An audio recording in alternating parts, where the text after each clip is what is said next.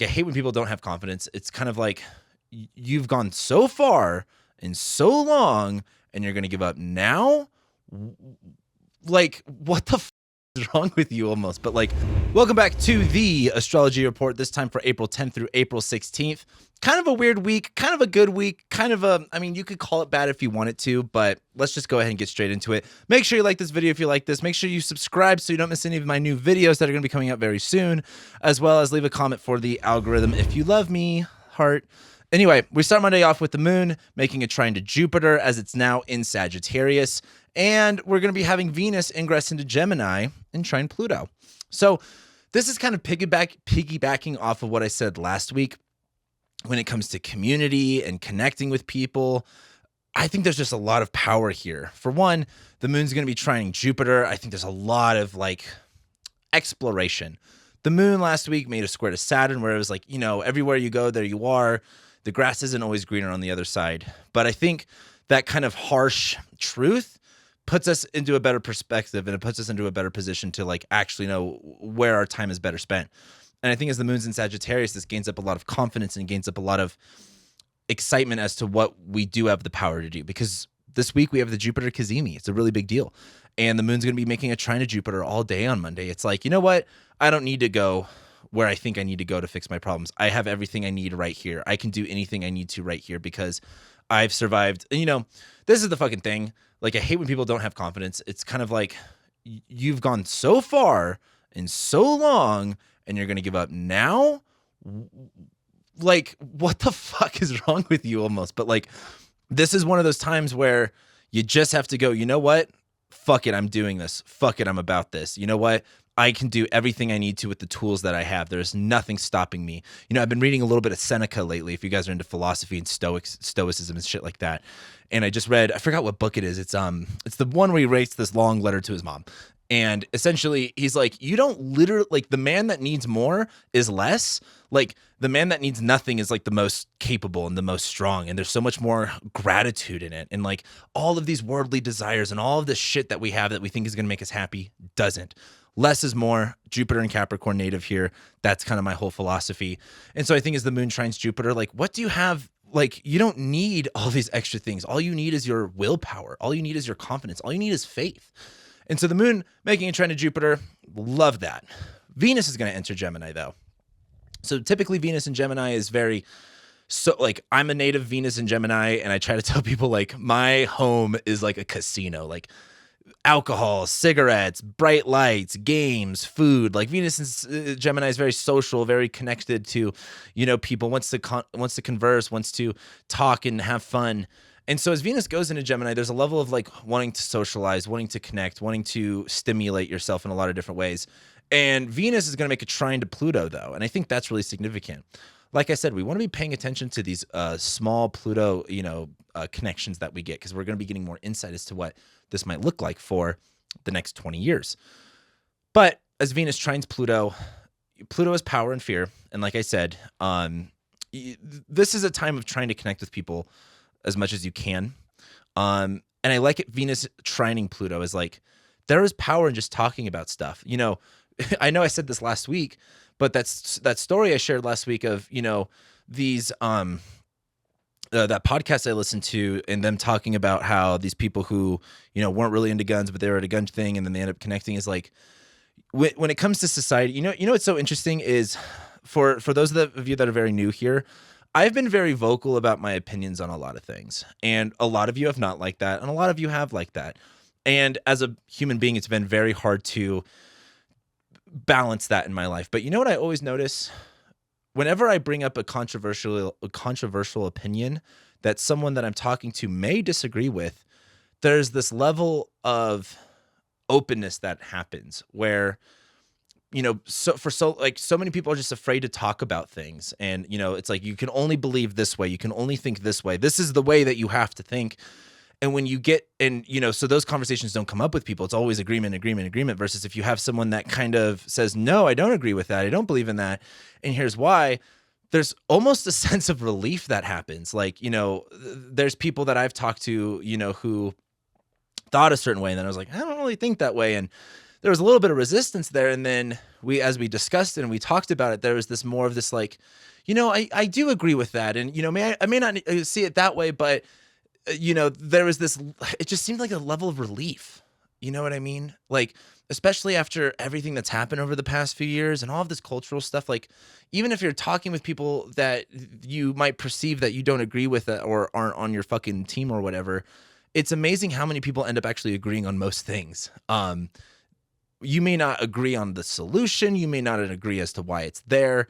But when you're afraid of those conversations and when you're afraid of what, the society might think or what the crowd might think, it creates and festers this like cancerous energy around topics. And it's just so much more powerful to share it.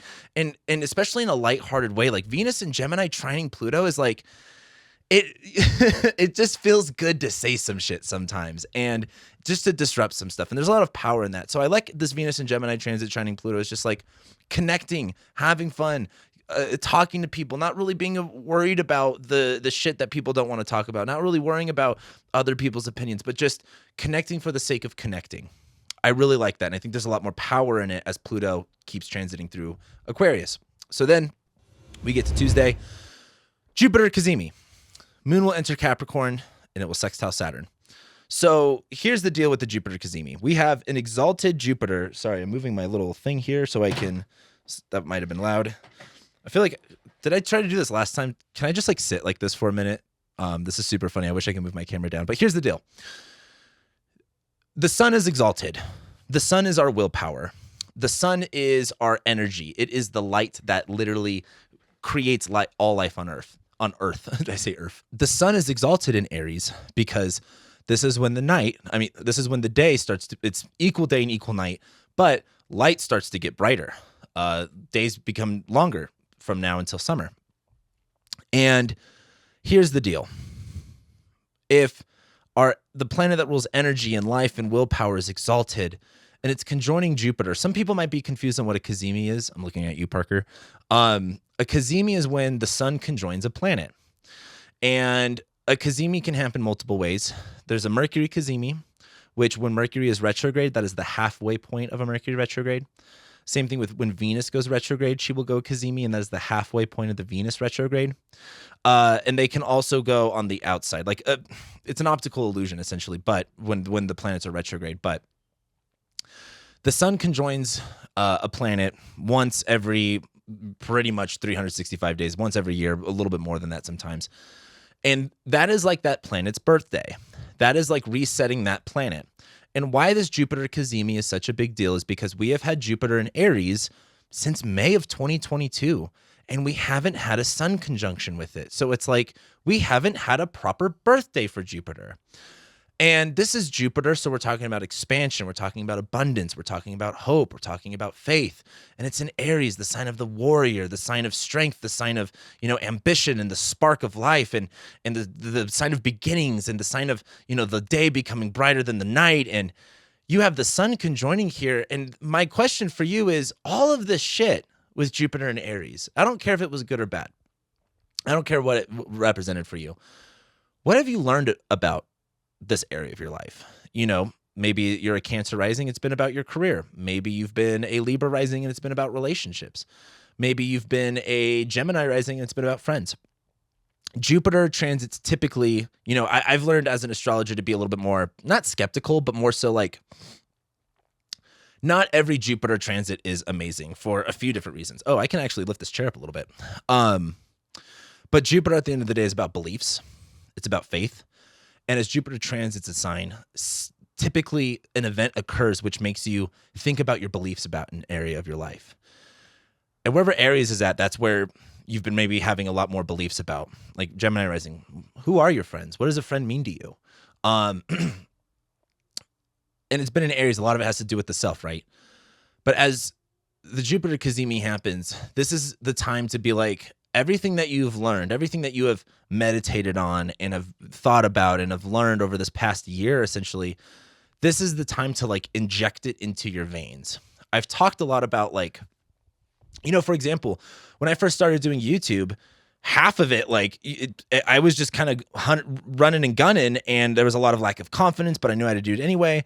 And then you get to a certain point where you don't think about it. And that's like the sun conjoining Jupiter, where it's like Jupiter and Aries, like you just have to believe yourself. You just have to go, and you may not believe in it now, but this is the point where it's like, it's already installed in you. Like you already have this confidence, you already have this belief, but now it's kind of coming full circle where you maybe realize that. So I'm really excited for Tuesday's Jupiter Kazemi. I would really ask you to think about, what have you taken on? You know, Jupiter in Aries is really like taking on more than you, biting off more than you can chew, and, you know, looking about yourself, and where do you confront things, and where do you attack things, and where has your confidence been? And this is the time to recognize that you've done a lot of that work, and now it's embedded in you. Look how far you've come. You know what I mean? And the moon's going to enter Capricorn later on in the evening, and it will, you know, be in detriment technically. So emotions won't be addressed well. Moon in Capricorn is typically good for being a little bit more detached with our emotions, being more focused on our work than being really involved in them. And the moon's going to sextile Saturn. It's kind of like one of those things where you might get a level of recognition for how far you've come, but it's not the place to be like, oh my God, I have come so far and this is so emotional. This is the time to, like, this isn't the time to sulk in those emotions. This isn't the time to bake in that. Like, you've got things to do. You know what I mean? This might just be a nice pat on your shoulder from yourself of like, damn, look how far I've come.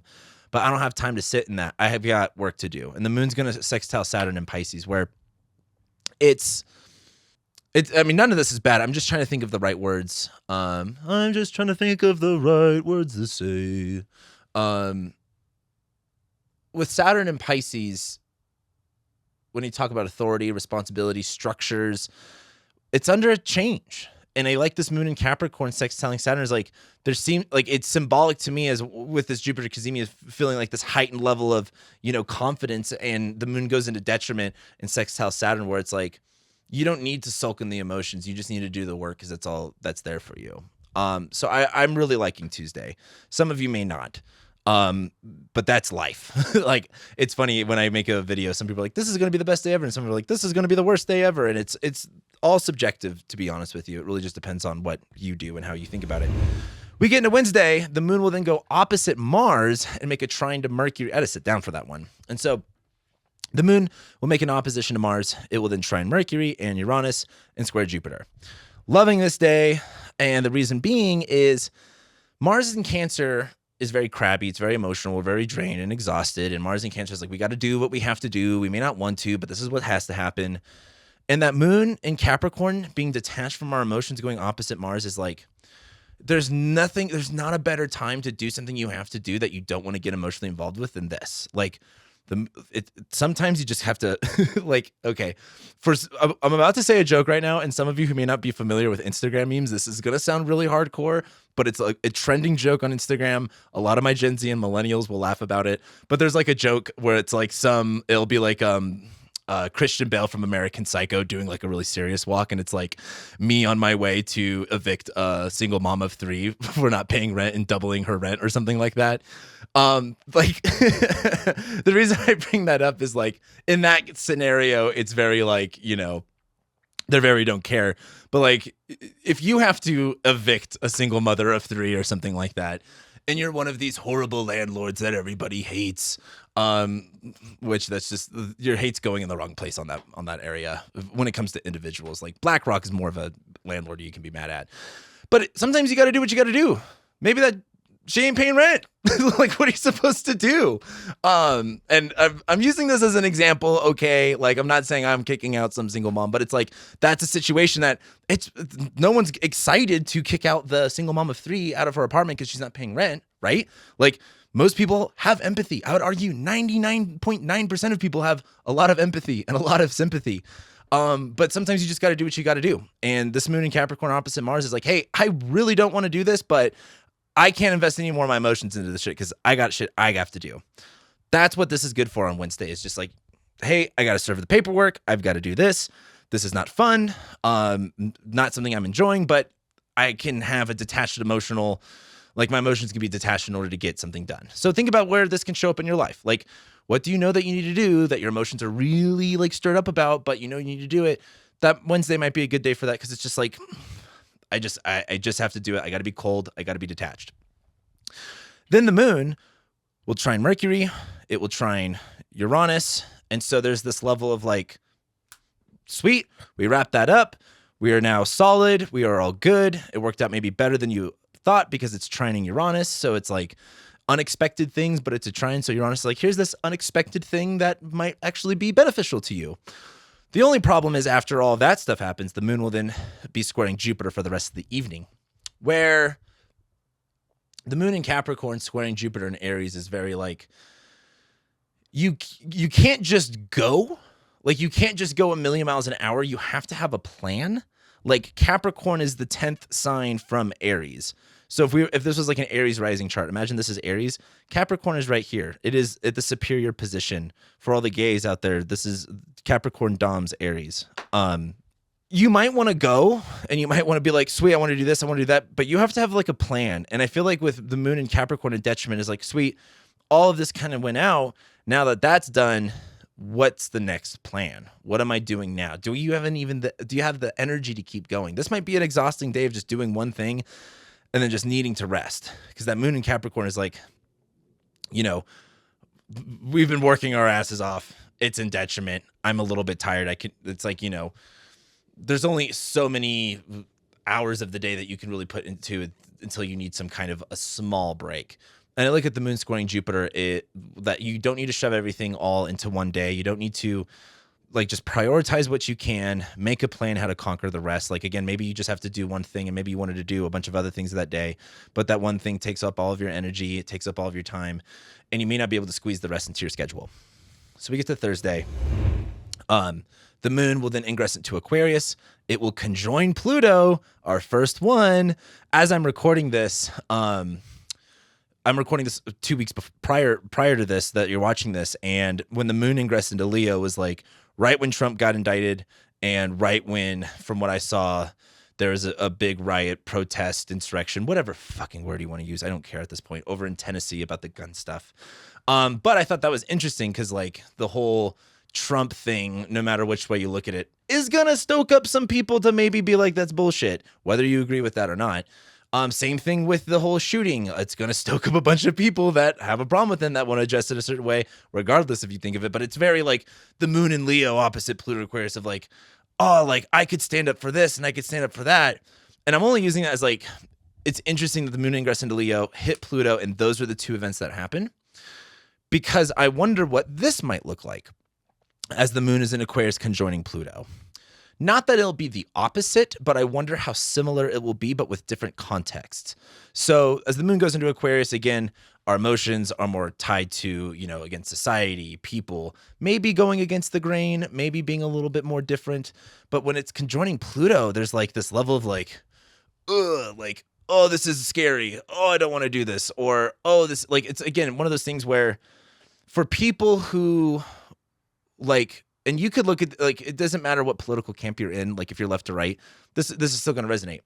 Because for a lot of people, for example, like on the left, they think, and I'm not, this isn't like a drag or anything. It's much more of like a lot of politics is tribalism.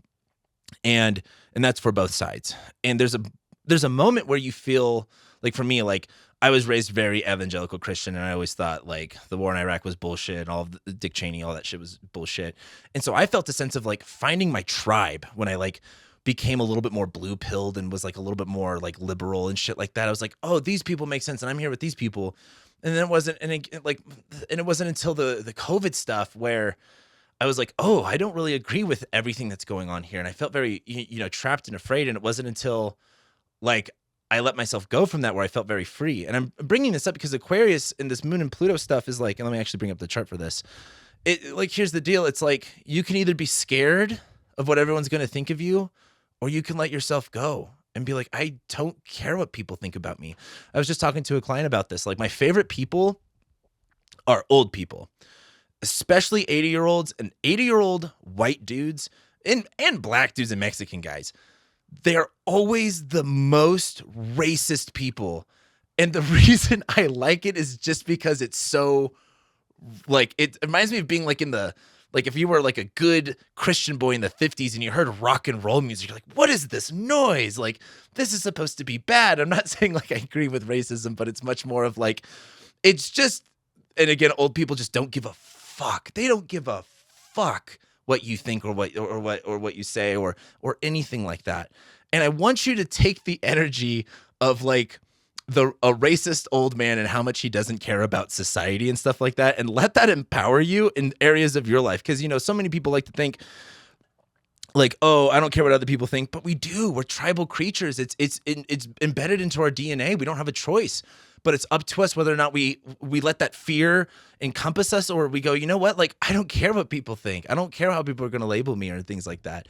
And I like this Moon Pluto conjunction for that as like a, you know, it's a time where you might feel more like, you know, trapped with the wrong people. Like, you know, I felt that way too when, you know, Russia invaded Ukraine and everybody was like, we need to, you know, fucking start World War III with Russia. And I was like, oh, I don't think I like being with these guys over here. But then there's the other part where you could still feel empowered with the right people. And again, this is the hard part about navigating this, because I know half of you are in the comments saying I'm this, I'm that, and like I don't care. I'm just trying to use this as a literal example of like real life stuff that's going on. And this is Pluto and Aquarius. We are going to see divides within people. The more that we can connect people together, the better. That is, for Americans, it's going to be tough. For people like French, they don't have a fucking problem with it. They're all on the same fucking team. Wish we could be a little bit more like that.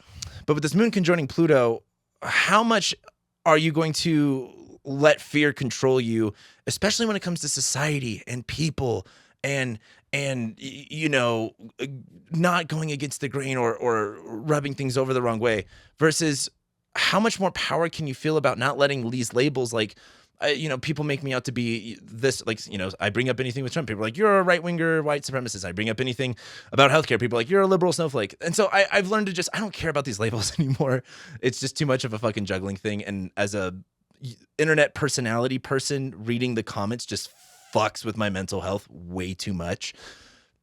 So I've learned to not realize these labels, and that's what I like about the moon in Aquarius. I can still identify with whatever group that I want, because I understand that I'm an individual first. Like, I agree with a lot of things on the left, I agree with a lot of things on the right, and I find that to put more power into my hands, because I'm not going to be subjugated to any group just because I identify with the group and not necessarily the value or the virtue that they come across. And so as the moon conjoins Pluto, there's going to be an opportunity to dissect that, meaning, where do you feel the tribalist mentality versus do you want to be free of the tribalist mentality? And that goes for both sides. Like, and I look at it wherever Aquarius rules in your chart too. Like, you know, let's say you're a Leo and you got Pluto going on your 7th house of relationships. Like, how much do you concern yourself with like how it's supposed to look versus what it is that you actually want? Do you have to agree with everything your partner says, or could you go against the grain a little bit?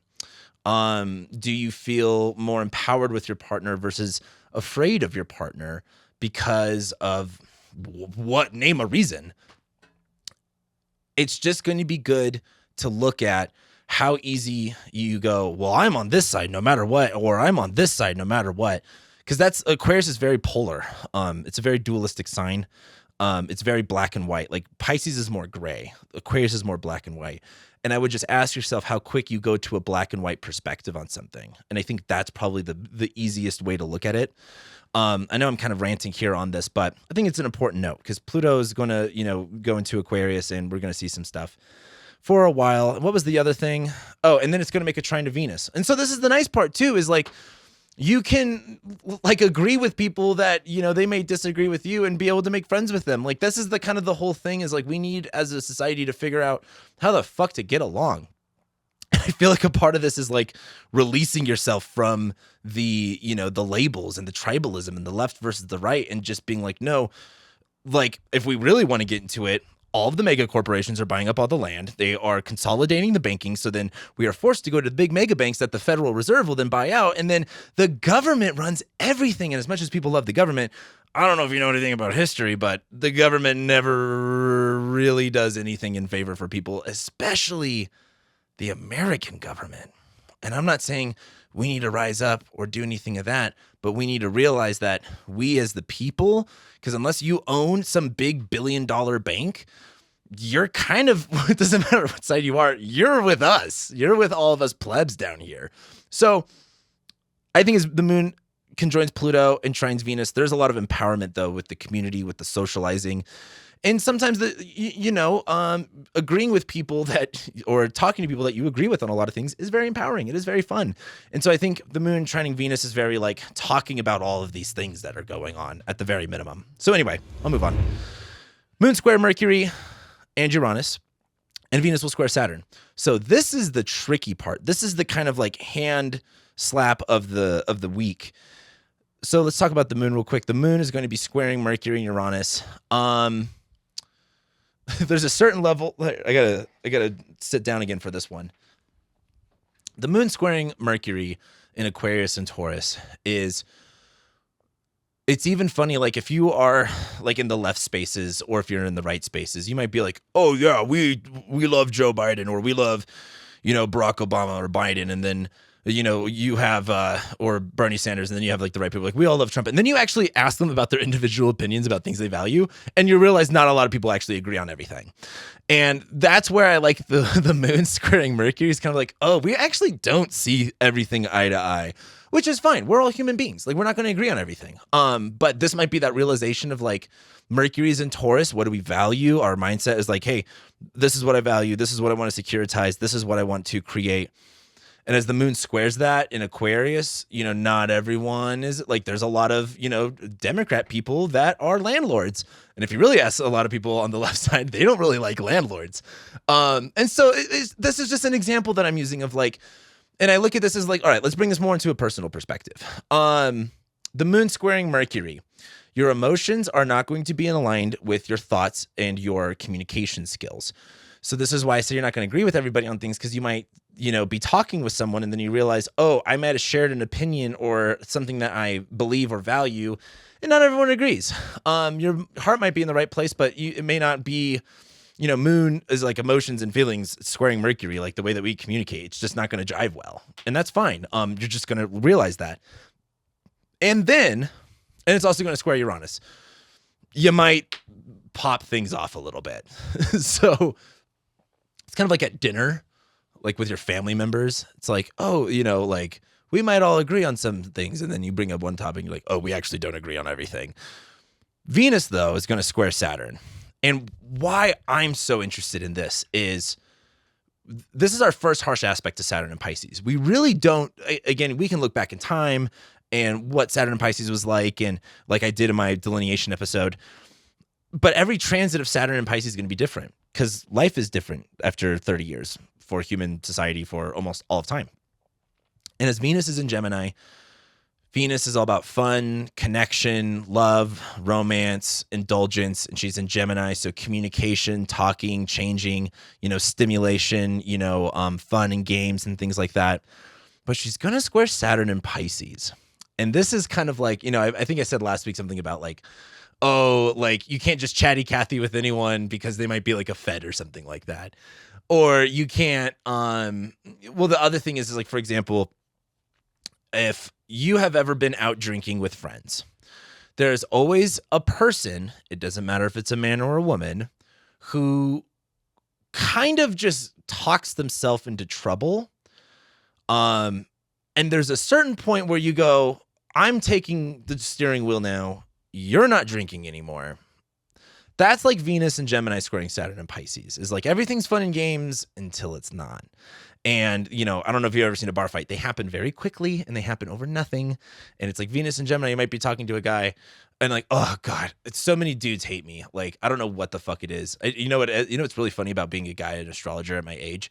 Anytime like I'm at like a bar or something like that, somehow it ends up fucking coming up. And then I talk to people about astrology and every girl's like, oh my God, astrology, blah, blah, blah. And every guy gets so fucking jealous that like a bunch of girls want to talk to me. And they like, there's some just guys are fucking weird. And they're always like, it's always about like violence with them. But you can just say one off kilter thing. And then all of a sudden it's like, oh bro, you just say what bro? Huh? It's so fucking dumb. And I feel like Venus and Gemini squaring Saturn and Pisces, like, not that the party's over, but we're all drunk, we're all having fun, and then some words got exchanged, and now it's not fun. And now you realize, oh, I am a little bit too drunk to handle this, and this is so stupid. Like Venus squaring Saturn and Pisces is like just knowing your limits, knowing your boundaries too, especially in like wishy-washy situations. And And there is a level of Venus, like, one time I read, what's so funny about, this is true with life, but especially in astrology, it's like, you'll read one thing about astrology or your chart and it just sticks with you forever. And I read something about Venus squaring Saturn being like the worst transit like ever. And I don't even really agree with that, but it's still stuck in my head. And so like Venus and Gemini squaring Saturn and Pisces is like, here's another way to look at it. Now that like I'm sober, I've never really enjoyed drunk people simply because my whole family's alcoholics. And if you're from a family of alcoholics, like most of you probably are, you realize you're like dealing with drunk people is probably the worst thing that you could ever deal with. Especially if you work at like a venue. I used to work at a music venue and Jesus Christ, the shit I'd go through. And this is kind of like that of like, oh, we're chatting, we're having a good time. And like, maybe you're sober and you're hanging out with drunk people. And then there's just a certain point in the night where you're like, God, these people are drunk. And this is not fun. That's like what is going on here. It's like, we're like, for example, with my casino analogy, we're all going to the casino. It's all fun. And then your friend that drinks a lot gets really drunk. And then they start being like aggressive or annoying or just all like uncontrollable. And you're like, ugh, this is not fun anymore. Not fun anymore. So that's Venus square Saturn. Anyway, let's get to Saturday. The moon will make a sextile to Jupiter as it's in Aquarius. It will then ingress into Pisces and conjoin Saturn and make a square to Venus. So this kind of doubles up on the Friday energy, but the moon is going to be making a sextile to Jupiter. Again, talking about the society and people and questions and stuff like that. This is what's funny about moon in Aquarius sextiling Jupiter in Aries. I don't know why this even came up, but it's like one of the guys I hated the most in my high school like ended up becoming like a really good friend of mine as an adult. Like there's something about men, like with dudes, it's like after you get in a fight, you have to like shake hands and be like cool. Like that just kind of reminds me of this moon in Aquarius sextiling Jupiter in Aries. I really couldn't tell you why. I think maybe a part of that is like, now that the fight's over, we can kind of be like, oh, what do you do? Or, oh, I'm also into that too, or some shit like that. And so the moon sextiling Jupiter also too is just kind of like, again, gaining more confidence from your tribe, gaining more confidence from people, in a very underhanded way. And when I say underhanded, I don't mean like sly or like a negative, but I mean, what's the word I'm looking for? Like a nice little tad compliment, not like someone like being like, you did so great and amazing, but just being like, like acknowledging you. But then the moon goes into Pisces and conjoins Saturn, where it's like, with Saturn and Pisces, as things change, as we're, again, questioning our faith, doing the internal journey, the inner work. I look at this moon conjoining Saturn as like, this is where the inner work really comes in. A lot of reflection really comes in, where it's like, if you've ever, been, we've all been ridiculous before in our lives. But like going back to that drinking analogy, like let's say you got really drunk before and you've acted a fool, which is, like it's fine. But there's a level of which at some point in your life, you will reflect on that time and you'll go, why did I do that? Why did I act that way? And I kind of look at this moon Saturn conjunction of Pisces, just kind of reflecting on why you are the way that you are, or maybe why things are the way that they are. And what's good about reflecting about it is that means you are open to the idea of it changing and it being different. And so I think as the moon conjoins, Saturn on Pisces, this is kind of like being a little bit more reflective, being a little bit more restricted with how loosey-goosey we are. And the moon will be making a square to Venus as well. So it's kind of like, hey, I got a little wild on Friday night.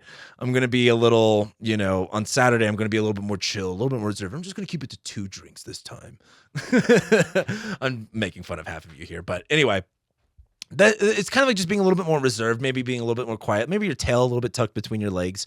And it's not the end of the world, but like you can't just write off bad experiences. Like then they're all for naught, versus any bad experience you have is such an opportunity to grow and learn and take it for the next time, because you don't want to repeat the same thing again. If you acted like a fool and then you're like, oh, whatever, like shit happens, I guess, sit with that, like not anxiety, but like sit with that, like, shame. Like shame is not a bad thing.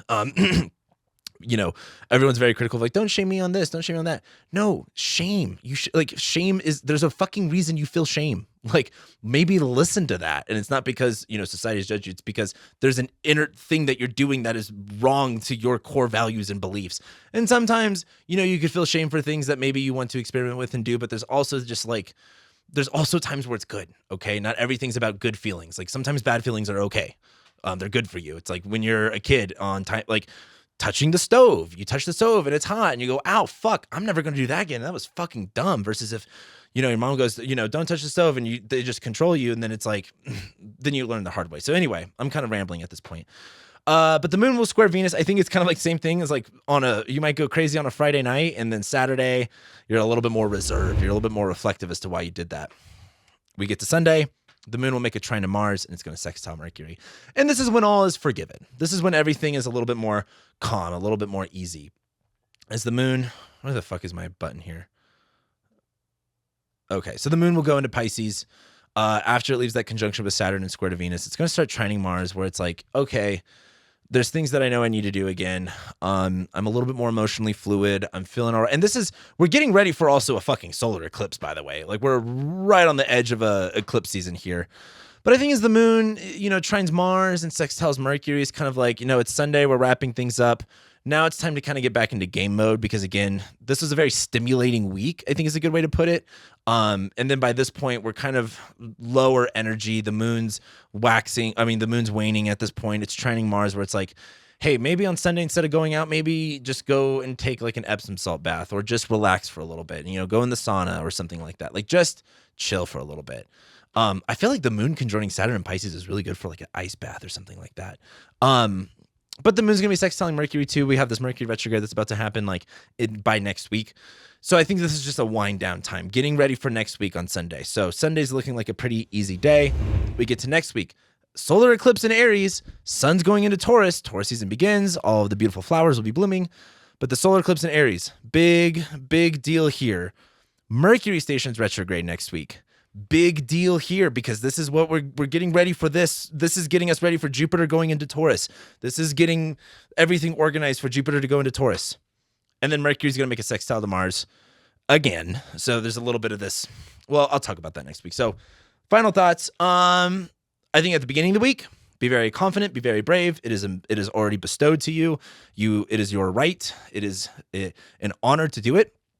And by the end of the week, have a little bit of fun, but know when to have some limits on it because you don't want to get yourself in trouble. So with that being said, make sure you like, comment, share, subscribe. I love and appreciate every single one of you, and I'll be seeing you next week.